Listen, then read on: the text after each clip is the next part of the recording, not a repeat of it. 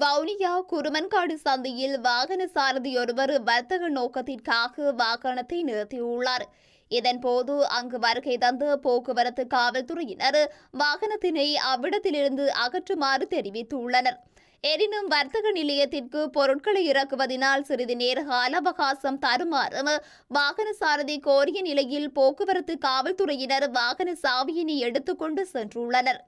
இதன்போது வாகனத்தினை நிறுத்த தடை செய்யப்பட்ட இடத்தில் வாகனத்தை நிறுத்தியமையென சிங்கள மொழியில் காவல்துறையினர் தண்டப்பத்திரம் வழங்கியுள்ளனர்.